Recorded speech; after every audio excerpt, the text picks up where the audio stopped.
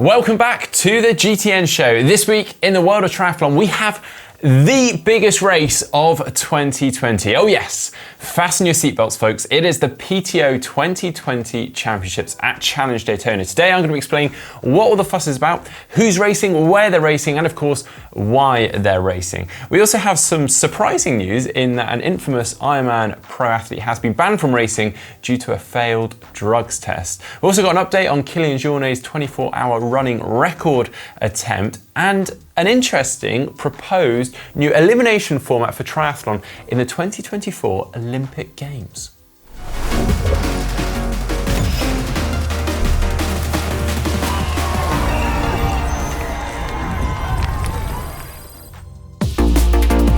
Okay, where do we start with this one then? Well, the PTO, the Professional Triathletes Organisation, are hosting the PTO 2020 Championships at Challenge Daytona on the Daytona International Speedway. That's happening this weekend on Sunday, the 6th of December, where you'll see over 100 of the very best triathletes in the world lining up for what is possibly the ultimate showdown. And I mean that because we literally have athletes from all corners of the sport. We've got the ITU short course specialist, we've got the middle distance 70.3 specialist, and the long course Ironman specialist, all racing in the same event. Now, unfortunately, of course, this year has been a very tough year for most people out there, and it has also for the pro triathletes out there. One of their main sources of income, racing, has been taken away from them. However, the PTO was set up to support the body of professional triathletes. It's a not-for-profit entity. Now, when it was apparent that the 2020 season just wasn't going to happen, the PTO stepped in tremendously to support the athletes. And they actually used a pot of money that they'd set aside, obviously, for races and for prize money, and they dished that out and paid athletes based upon their current rankings, despite having not raced. And they even have since supported smaller races domestically for athletes to be able to compete in their home country. And we had the likes of Helvellyn Triathlon, the Hervey Bay Triathlon, and so on. But the Challenge Daytona is different because the PTO have managed to organise the 2020 championships and an international field with a prize purse of 1.15 million and 100,000 going to first place, and equal prize money for both male and female. Now, it all takes place within the Daytona International Speedway. We've got a 2-kilometre 2-lap swim in the Lake Lloyd, an 80-kilometre 20-lap bike course around the speedway, and an 18-kilometre 4-lap run around a similar circuit. So who have we got racing? Well, kind of everyone. From what I understand, they all have to have a COVID test before they travel to the event, before they grab their flight and whatnot. Once they arrive, they have one of those speedy COVID tests. So they have the test and literally within minutes they get results back. And then they can go into one of a couple of hotels that will purely be hosting the athletes. They almost have their own little bubble for the race, a little bit like they did for the London Marathon. Now, it's hard to just pick out a handful of names for this because pretty much everyone brings something to the table. But rather than bore you, I'm going to give it a little bit of a go. So in the women's race, we have Sarah Crowley, Holly Lawrence, Annie Haug, Laura Phillip, last year's winner Paula Finlay, Emma Pallant, Kat Matthews, Olympic champion Nicola Spirig. It goes on. In the men's race, we've also got Alistair Brownlee, Johnny Brownlee, Sebastian Kienle, Lionel Sanders, Gustav Eden, Javier Gomez, Rudy von Berg, Vincent Louis.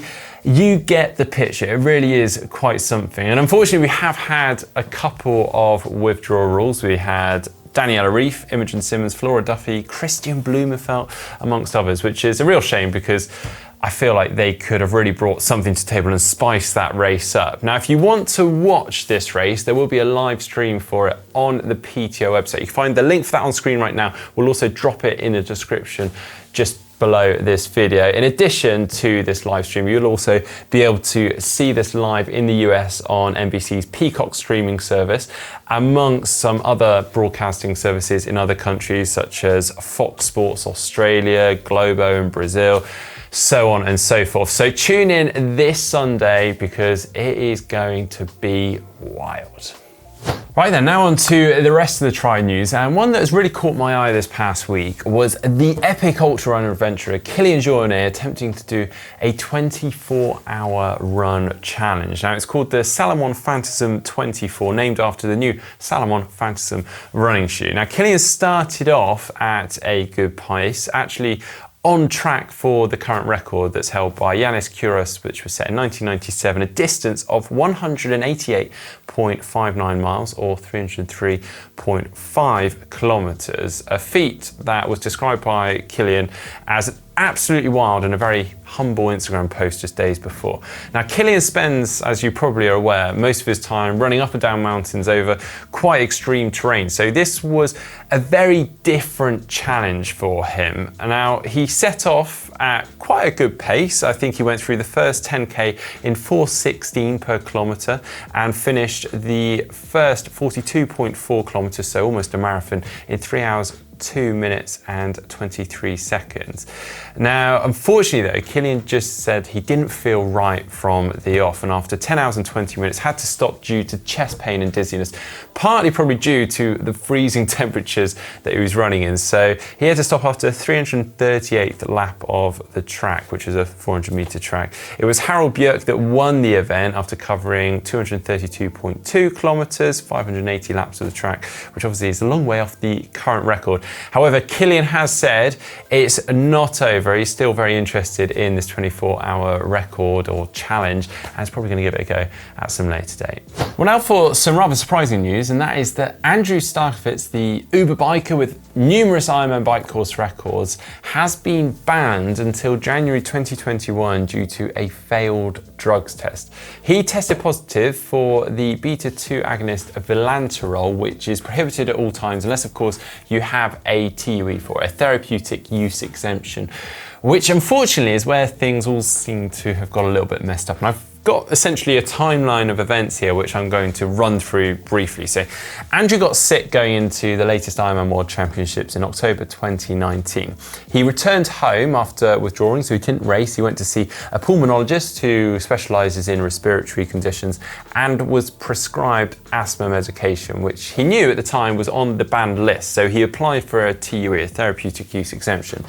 He, however, raced Ironman Florida just 4 weeks after Kona, as well as a 70.3, and disclosed the use of this medication. However, he had not actually been granted the TUE at this point.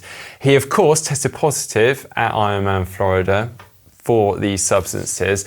He was later granted a TUE for one of the drugs he'd taken, but ultimately not the other. So despite a number of medical reviews after, doctors still denied a TUE for this specific drug that he failed the test for. Now, Ironman actually originally served Andrew a 4-year ban for this failed drugs test. However, the drug that Andrew tested positive for is actually due to come off the banned list at the end of the year. So that's now been revised, so he's just banned until January 2021. Now, as with all things, there are of course numerous sides and stories to this.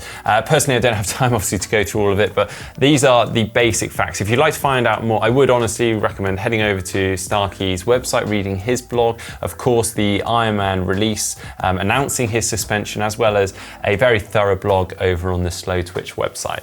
Now for some more positive and exciting news. How about an elimination style race for the 2024 Olympic Games in Paris? Well, apparently World Triathlon has put forward to the IOC 5 medal events: the Eliminator for men and women, the traditional elite races, and the mixed relay. Now, the exact format for this eliminator concept has yet to be confirmed, but it's thought that it would be over kind of a series of events where the lowest ranked athletes would be eliminated after each round. It'd be over quite a short distance, no particular order, so we'd have sort of a 400-meter swim, 10k bike, 2.5k run. Perhaps they'll mix it all up, sounding somewhat similar to the Super League series. Now, the IOC has said that they are opposed to any new events that would increase the number of athletes, but suggests it is open to the inclusion of new events if it consisted of the same athletes that were competing in other events. So this could be really exciting, and obviously with the mixed team relays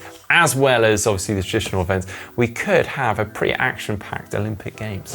Well, now for a Zwift Triathlon Academy update. We are well into the Academy now, and if you're getting stuck into it yourself and being involved, done some of the workouts, maybe even some of the races, let us know in the comments section down below. We'd love to hear from you. But of course, our very own Heather is well into it as well herself. So now time to catch up with her and find how she's getting on. Can you believe it is just 3 weeks left to go until we have to finish all of these Zwift workouts? And there's some pretty tough ones in there, but on top of that, we've obviously got to fit in our Christmas shopping. So there's plenty of ways to procrastinate, and I have been doing a good job of that. I have got on the bike to do this piece to make sure that I do my final workout, and it's a pretty meaty one. Haven't looked at what the final run's got in store, but then it's time to start looking or putting our sights towards the time trial for the bike and the run. If you guys have already done that, amazing, let me know how you got on.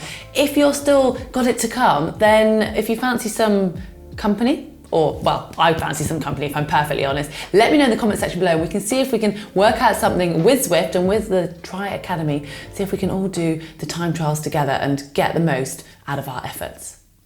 Okay, and now time for our Wahoo Elemnt Rival giveaway, the same watch that I'm wearing here right now. We have 3 very lucky winners for this brand new watch that's just come out from Wahoo, and honestly, you are very lucky because I'm absolutely loving this watch. So, drum roll on my own. First person we have is Olivia Downey. So congratulations, Olivia. Next person, Lee Shepherd. And then third, Armin Williams. Well, very well done to you 3. We'll be getting in touch with you very soon and pinging these lovely watches out to you. Well, now for the race news, and we had the final round of the Z Pro Tri Series last week, which is a multi-stage race within just the space of a couple of hours. It really is pretty action-packed and frantic. This week we saw Joe Skipper at it again, trying to make breakaways and split the field up. He attacked in the first race off the back of the final point sprint, hoping, I guess, to catch people off guard as he did the previous week. Unfortunately, it wasn't quite enough and he was caught just before the line. It's Anthony Costa that took the win in that race and the overall points for that race. Joe tried again in the second race, this time with a humongous break. He went quite far from the line, so he spent a considerable amount of time off the front solo. Again, unfortunately caught just before the line, painstakingly close. Mike Phillips took the win there. In the final TT though, it was James Cunningham that took the win, meaning Anthony Costas took the win overall for round 3 and the overall series. It was James Cunningham then that took second in the overall series and Jackson Laundry in third. For the women, it was Paula Finley that won the first race, Melanie Mora with the points. Race 2 went to Amelia Watkinson and race 3, the TT, to Ruth Assel. That put Melanie Mora at the top of the standings for round 3 overall and the overall series. Emma Pallant in second in the overall series and Paula Finley in third.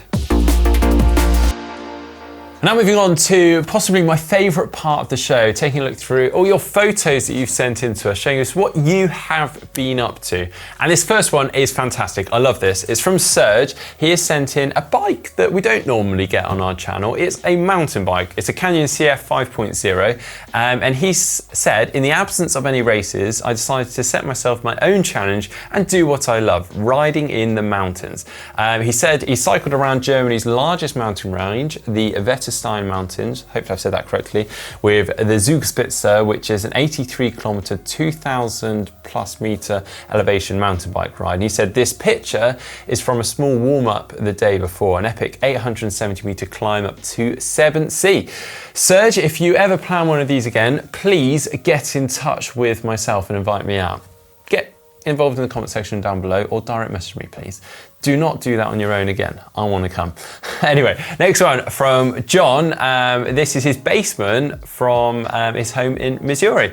He said he's training for a 70.3 as well as coaching his 19-year-old for his first year of competing in triathlons for sprint distance and Olympic distances. And you guys have got a fantastic setup there. A huge gym setup. You've got treadmill, or it looks like a very good treadmill as well. Turbo setup. Also, you've got a pull-up bar that you've rigged up through the panels up onto the ceiling above. Also, I love that you've got a cat flap coming into your gym. I just like the idea of your cat getting involved in your workouts. Maybe that's just me. Anyway, moving on. Next one from Ron from Kaust, which I'm not familiar with. 1 hour north of Jeddah on the Red Sea. I think this is sarcastic. He said, pretty tough. I almost had to put a second layer on for this one. It gets a bit hot in the summer, 40 plus degrees, but you can't beat a winter train ride at 25 degrees and only half a days of rain a year maximum. Yeah, I think he's taking the mic a little bit there. Getting ready for a big 2021 with Challenge Lisbon and ROT and various other events. But yeah, it looks fantastic, and thank you for sending that in. I love the palm trees. Finally though, I love this one. This is very creative. This is from Nicholas. He's from Munich in Germany. He said, together with a photographer friend of his, Peter Teichmann, they said they decided they would do something a little bit interesting, and this is almost an evolution of triathlon himself, coming out of the swim, taking his wetsuit off, into the bike and out onto the run. I love it, a fantastic job. You've absolutely nailed that. So well done to you and Peter for that. Please do send in any photos or videos that you have yourself training at the moment, anything interesting you're doing, or anything that you isn't interesting, just your pain cave, what you get up to day in, day out.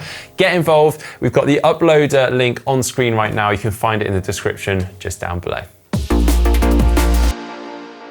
Finally for the show, we have the caption competition. Last week we had this photo from the Valencia World Cup. We had tons of captions coming in from you guys. I've picked out a few. So Morton said, the lengths triathletes go to in order to hide their pain face. Savage Poet, I forgot to watch GTN's How to Swim in Cold Water. I'm out of here. But the winner is from Christoph Koyantowicz. Hopefully I got your name pronunciation right there. He said, perhaps I can get some PTO money if I masquerade as a pro. Very good. Christoph, you're the winner. Please do get in touch with us over social media and we'll ping a cap out to you ASAP. This week's Caption Comp photo though is from 2019 WTS Hamburg. It is of Vincent Louis gesturing to another athlete, but I like the idea that he might be saying something funny to that athlete. So get involved in the comments and leave your captions for us. But that is it for the show for this week. I hope you have enjoyed it. If so, please do give it a like. Stay tuned on the channel. We've got tons coming up. We've got a cheap shoe versus super shoe. We've also got a Christmas wish list for triathletes. So hopefully some Christmas present ideas for you or maybe for some loved ones out there. Don't forget also to give us a follow over on social media and a subscribe just down below if you're not doing so already. And also check out some of our previous videos. This weekend we had a what is an FKT, a fastest known time. Heather and myself raced around Bath over one of these FKT routes, which are becoming quite big around the globe, as well as a day in the life of a professional triathlete in which we followed Joe Skipper for a day, not only what he does in his training, but what he does around that training too.